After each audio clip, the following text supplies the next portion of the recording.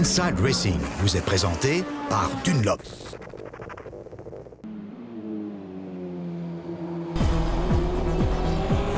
Tour après tour, jour après jour, au cours de séances d'essais poussées, la voiture doit montrer ses capacités avant même le début de la saison.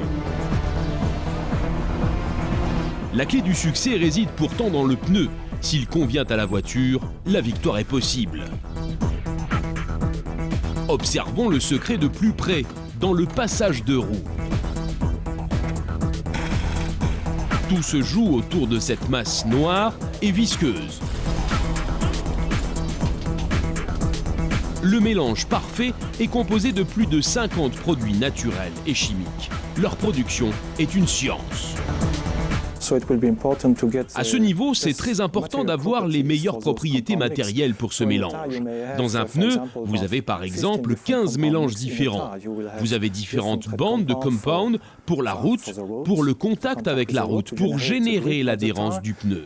Vous avez différents compounds dans la bande pour garantir que le pneu ne chauffe pas trop. Différents compounds pour renforcer la zone où on transmet les forces de la carcasse vers la jante.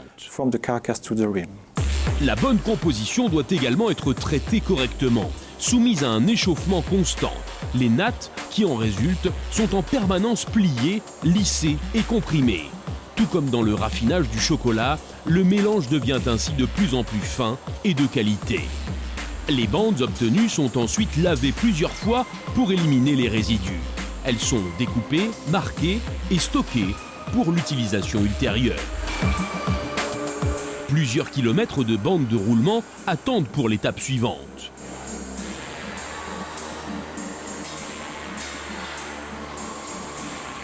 Ici, en ajoutant des fils et des fibres en fonction de l'utilisation prévue, sont conçues des nappes de ceinture ou des bandelettes talons qui maintiendront le pneu sur la jante.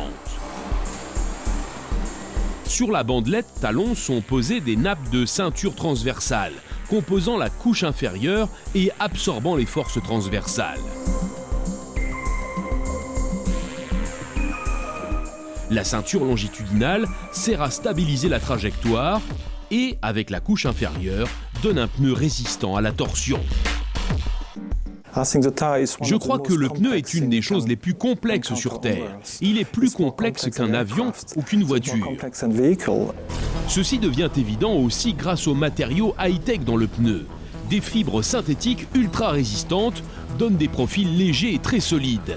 L'ossature du pneu de course est d'abord conçue couche par couche par des experts cumulant des années d'expérience. L'épaule est particulièrement solide. Plusieurs couches retournées confèrent une limite de résistance extrême. Après la dernière couche, le flanc est renforcé une dernière fois et la bandelette talon est ainsi parfaitement enrobée.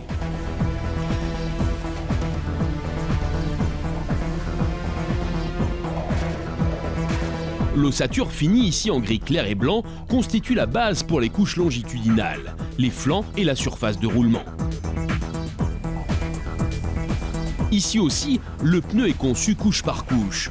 Pour une forme et une résistance optimale, chaque bande est découpée en diagonale.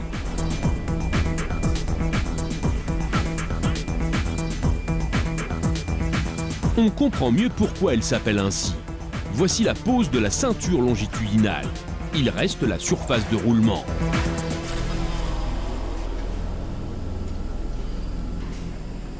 Dans cette machine, la couche inférieure et la couverture sont assemblées et liées. Même s'ils ressemblent déjà à des pneus, il s'agit d'ébauches en route pour la vulcanisation. Pour la vulcanisation, nous appliquons des pressions comprises entre 21 et 28 bars. Les températures oscillent entre 160 et 185 degrés. Fraisées dans la masse apparaissent les formes qui donnent aux pneus, pendant la vulcanisation, les sculptures et les inscriptions.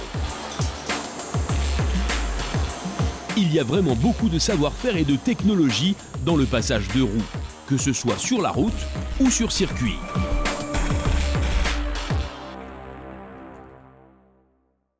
Inside Racing vous a été présenté par Dunlop.